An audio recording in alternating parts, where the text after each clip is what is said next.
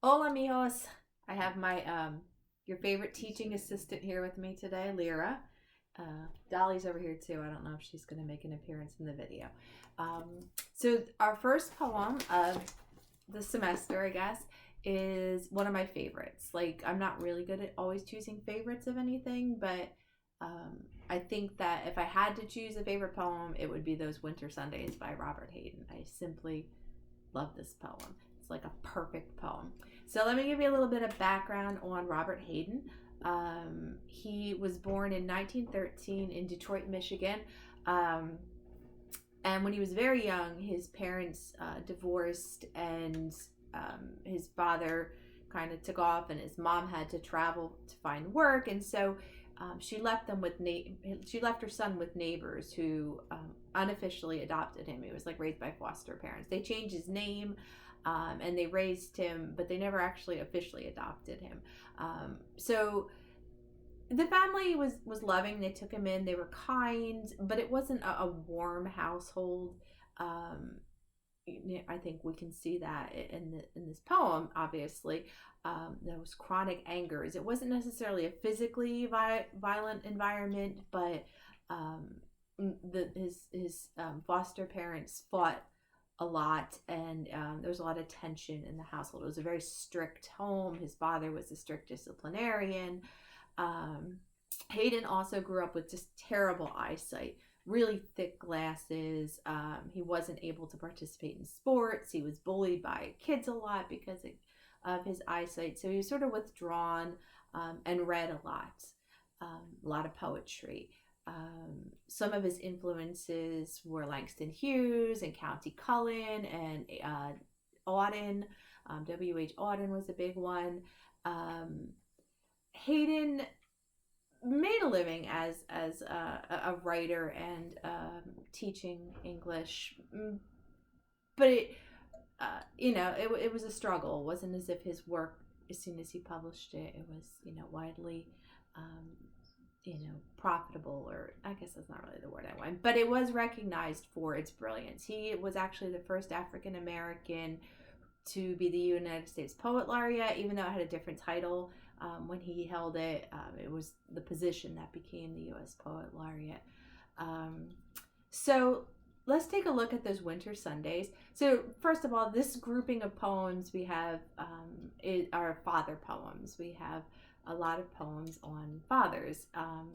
There's just there's a few other ones out there that are really great too that sometimes I include, but I think maybe we have better poems about fathers than about mothers. Maybe we get a little more sentimental when we think about our mothers, or we get a little more hallmarky. I don't know what it is, but there's just there's this great bounty of literature about fathers, all different um, responses to poets' fathers. So the book is obviously in your anthology, but I dusted off my copy of Robert Hayden's collected poems, which has been sitting on my bookshelf, honestly, for a few years untouched. And it made me smile too, because I found a card inside. The book was a gift from one of my grad school professors years ago. Thank you, Brendan. Shout out to Brendan, because he knew I loved this poem so much. It's just always been a favorite. So let's take a look at it.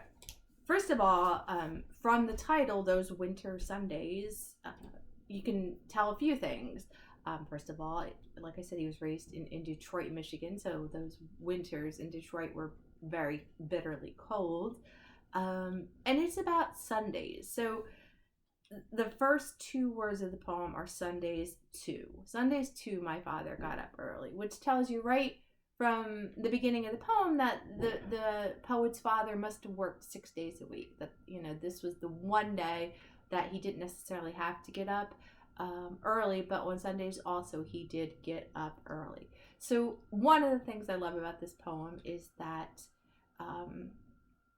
it's just the words are so precisely chosen and so condensed that every word or every small phrase contains a whole story in and of itself. So two words, Sunday two, tells us my father was a laborer who worked 6 days a week and could sleep in one day a week, but chose to get up early anyway. So all that contained in just this very first line. Sundays too, my father got up early and put on his clothes in the blue black cold, which is a talk about imagery. It's both it's a color, so it appeals to your visual sense, but it also you can feel that cold. It's like a solid cold, and in the winter when you get up and it's still dark out.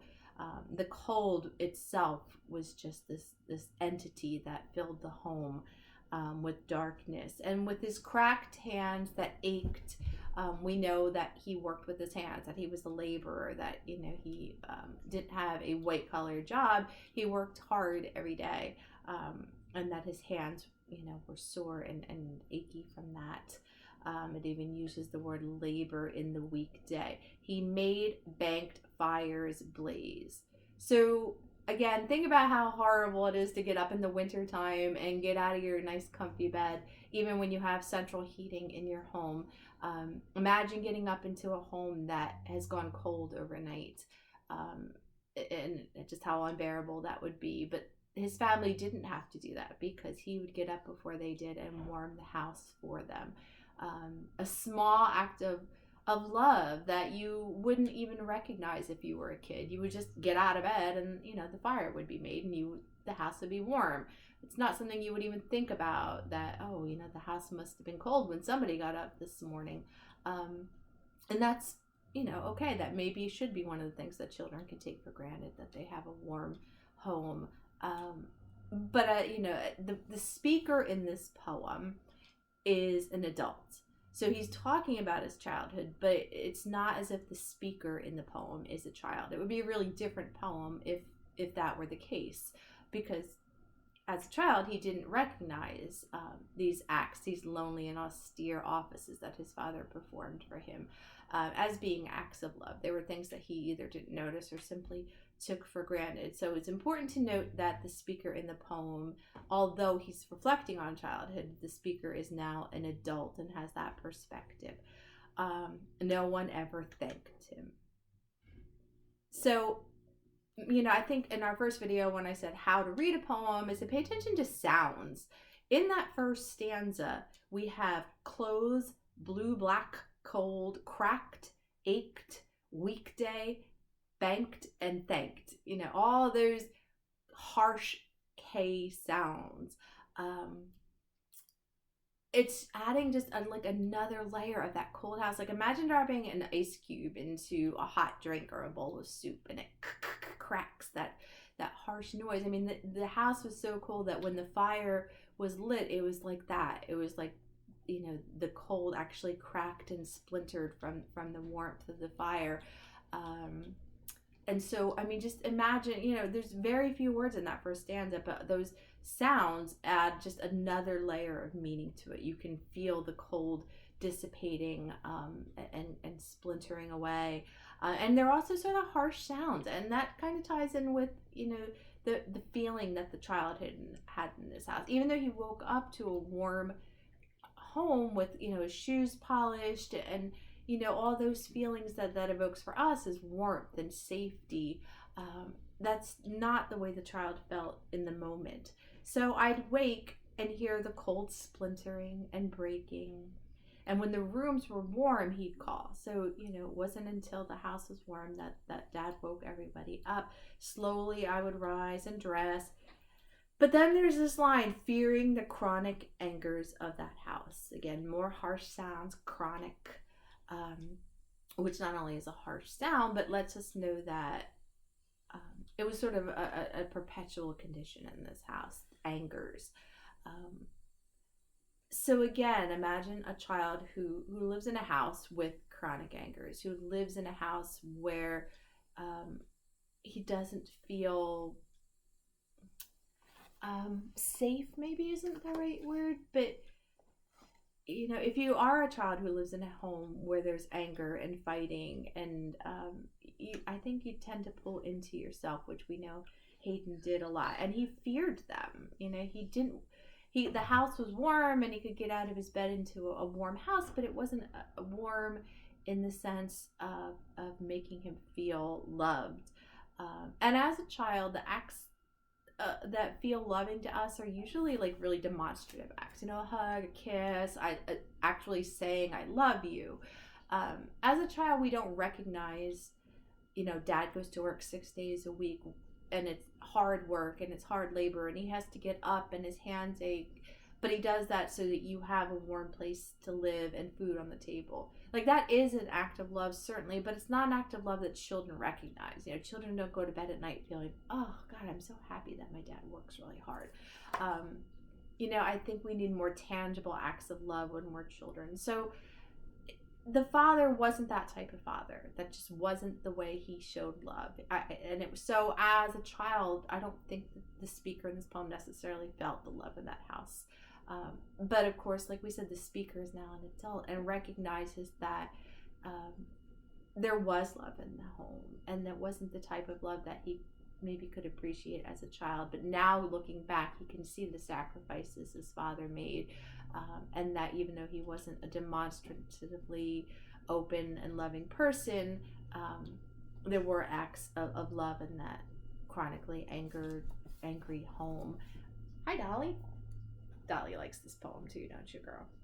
All right. So, speaking indifferently to him who had driven out the cold, there's a bit of guilt there, maybe, or at least a tinge of regret. He spoke indifferently to his father. He didn't feel connected to his father. He didn't feel warm or tenderly towards his father. And that was, maybe a lot of his father's fault. But now, looking back on it, the speaker feels some regret for that, for speaking indifferently to him and not recognizing these acts of love. And he said the man had driven out the cold and polished his good shoes as well. I mean, it was Sunday, so we can assume maybe the family went to church on Sundays and it was the day to wear your good shoes. And again, you don't appreciate it as a child that, you have clothes and your shoes are polished and you're ready to go. You just assume that those are the way things are going to be. But again, as an adult, you realize that somebody had to work to buy those shoes, and somebody had to get up early to polish those shoes for church. So finally, it ends with these questions. What did I know? What did I know of love's austere and lonely offices? And there's such wistfulness, maybe a little regret in those lines, those questions. If you didn't know what the word austere meant, I know that the second time you read the poem, that would have been when you went and looked that word up in the dictionary. Austere is sort of stern and buttoned up. So love's offices, again, as a child, it seems paradoxical to say that, love is austere. Love doesn't feel austere to us when we're little. We want it to be warm and fuzzy and soft. We want it to be somebody tucking us in at night and kissing us on the head, not buttoned up and formal in any way. So, of course, a child doesn't recognize austere acts of love, but an adult can recognize them. And I don't know that, how exactly he feels about that today. We can glean some of that he feels sort of maybe a little regretful, a little like he wished he could have felt more loved when he was a child. Maybe felt like he could have recognized those acts of love as a child. So what questions do you have? What thoughts do you have? How did you respond to this? Could you relate to this at all? Again, did you as a child recognize love's austere and lonely offices, which is another strange word. Again, to feel loved, you expect to be in proximity to the person you love or who loves you. But these acts of love were committed or performed when the child wasn't even there. The child was still in bed when dad got up and warmed the house and polished his shoes. The child was at home or at school when dad went to work 6 days a week. So, how do you feel love when somebody's not even next to you or near you or connected to you in any way? Those acts of love, again, it seems strange that they're lonely, that dad is alone when he performs these acts of love, and that the child is alone. And mom, we don't even know where she is in this poem, which is sort of interesting. I mean, there was a mother in Hayden's life, but she's nowhere in this poem at all. You know, is she still sleeping? Is she making breakfast? Like, it's kind of what you don't know is sometimes as interesting or as thought-provoking as what you do know. The fact that the mother, or, you know, nobody else was even a part of this poem was important. You can notice there's internal rhyme in this poem. Words like banked and thanked in the same line is always interesting. What effect does that have when you read it?